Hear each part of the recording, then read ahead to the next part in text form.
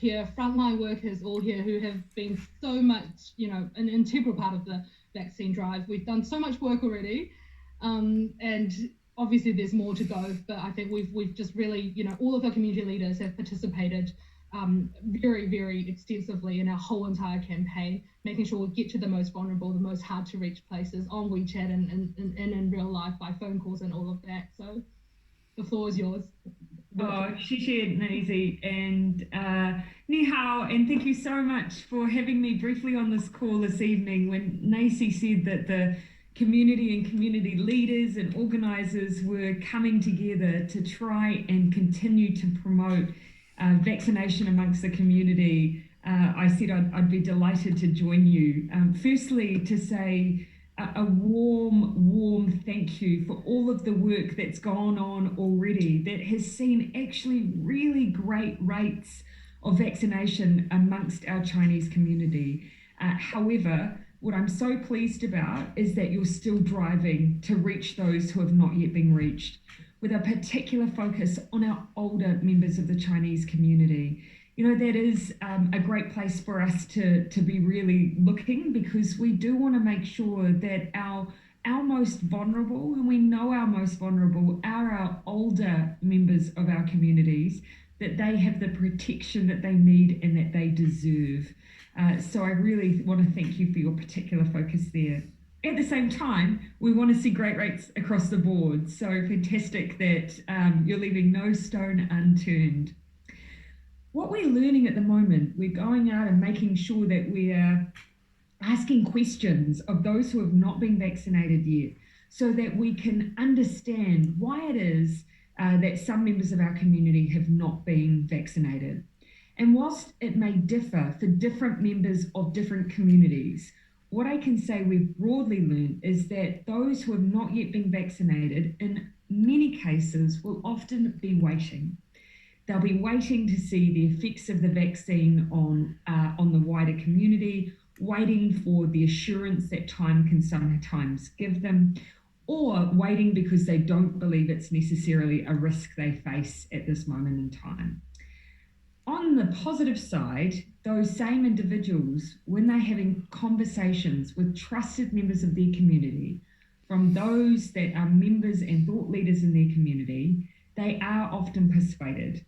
They just need the opportunity to have that conversation, which is why what you're doing is so important. We have limited reach as politicians on a podium.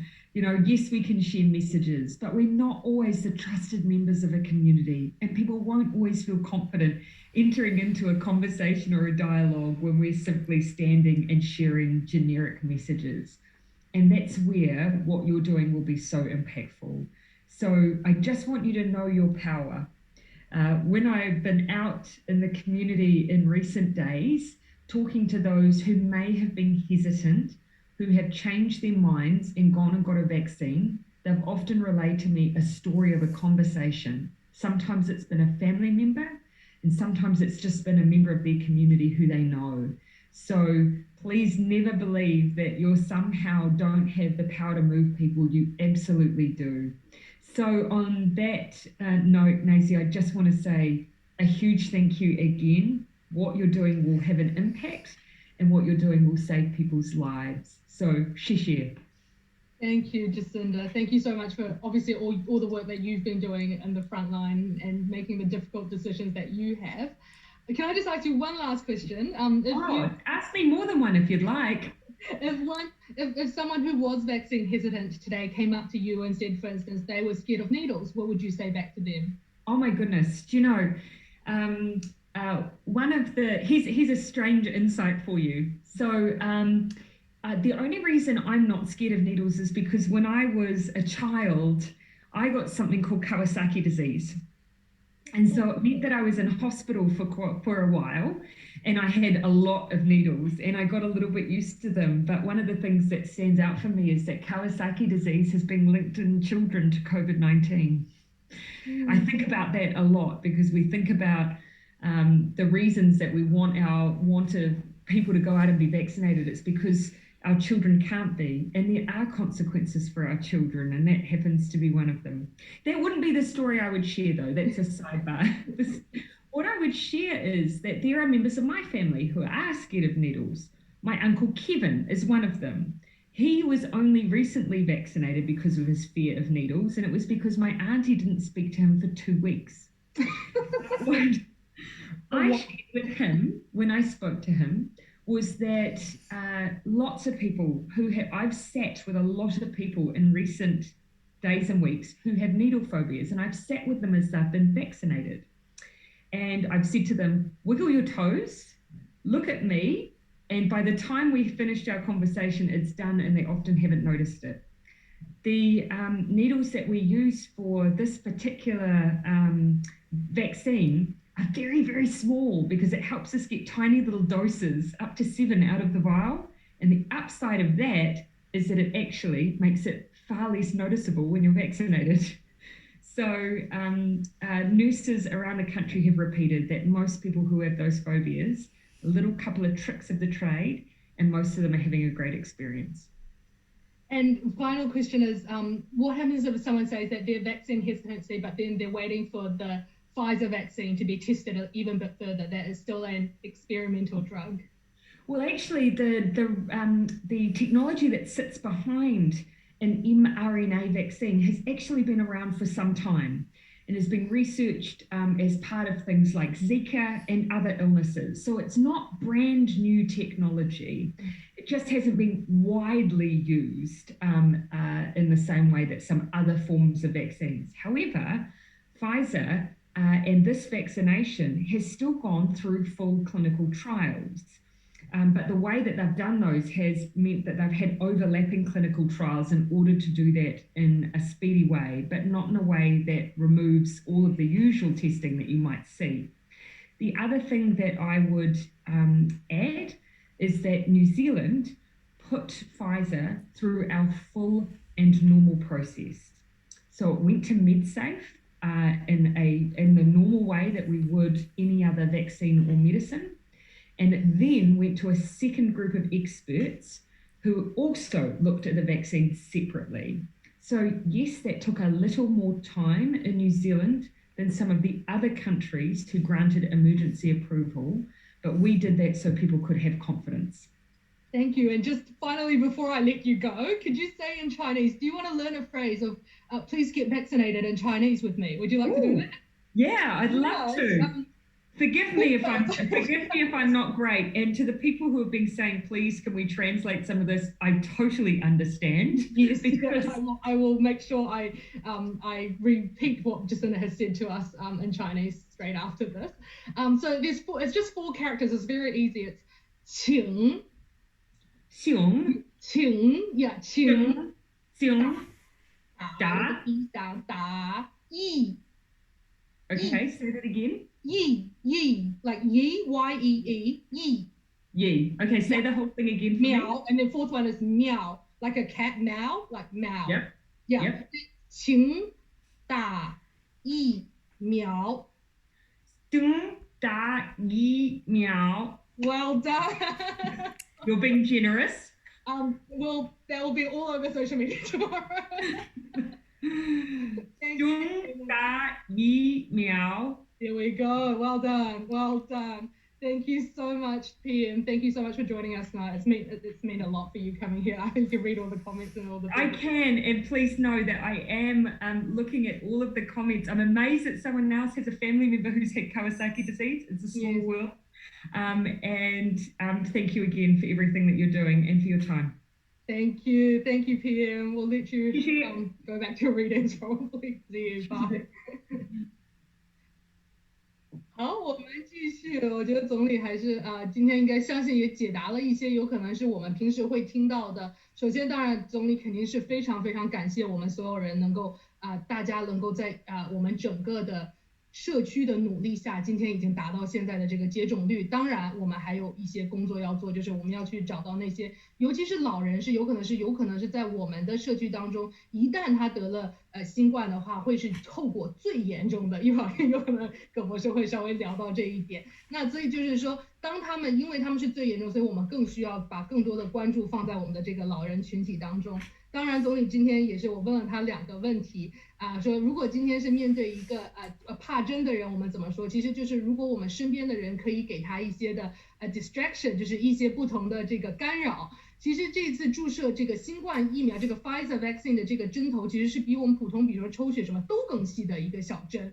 相信 Vicky 每天都在帮人注射，都知道说其实是一个非常大家其实都感觉不到的。所以如果你要带一个支持人，如果今天甚至你需要我在电话上面跟你聊视频，我都不介意，只要你能去打疫苗，好吧？我们所有人都做彼此最好的这个干扰者，让他们不要想，如果他们真的是怕针的话。另外一个当然就是说，我问说是不是大家有些人打是觉得说我们这个辉瑞的疫苗是一个采用的 mRNA 科技是一个正在试验中的或者说太新的科技。那当然总理的答案就是说，其实这个 mRNA 科技其实已经出现在市面非常非常久的时间了。只是说这一次有可能是第一次，是我们要面对所有的整体的人口。其实在历史上很少有疫苗是能够真的是面对全人类的，那这次 Pfizer 做到了。那所以这一次等于说我们这个疫苗，其实我们在纽西兰是走完了所有，就是我们没有跳过任何一步，我们的医检局、我们的药物的检查处需要做的 MedSafe 所做的任何的测试。所以这个等于说我们在纽西兰其实是比其他国家慢，当时批准疫苗，原因也是因为我们不想去漏掉任何一个检查它的一个步骤。当然最后相信总理对我们的喊话，请打疫苗，中大家都听懂，这个我就不翻译了。所以具体的章态尤其是我们提到这个 mRNA 的科技以及这个对 Pfizer 的这个质问，欢迎大家在礼拜3的晚上可以加入我们一会儿会把链接发在群里面。葛博士会就是我们那一次我们就会把所有人的视频和大家都可以说话，我们就可以有一个非常好的面对面的这个 conversation 关于这个疫苗的科技。如果大家就是比如说像我最近慢慢成为的这个科技控或者说医疗这一方面知识控就是可以能够听到葛博士非常淋漓尽致的这个解答，而且是非常非常专业的这个包括所有背后的他的博士学位就是在病毒跟我们人体的这个免疫力和这个蛋白的这个结合当中，或者说它的这个互动当中，所以我们就可以听到非常专业。然后第2天是周博士带着，还有我看是 Dr. Wu会在第2天等于说跟我们解答，是说作为一个家医或者作为医生，我们这个疫苗在打的时候会对我们有什么样子的疑问。所以2天的时间，当然大家不太分，我们没有太分得清楚的界限，就是透过不同的平台和不同的时间点，可以跟大家有一个非常就是敞亮的这样的一个对话。我就是把它叫做一个 forum， 一个大家可以随便来谈论的。好，我们现在把时间交给葛博士来跟我们讲一下，就像刚才说的，如果我们碰到了谁是不想要去打疫苗的，我们如何用一个非常充满仁慈的方式来跟他们来谈论，好吧，葛博士。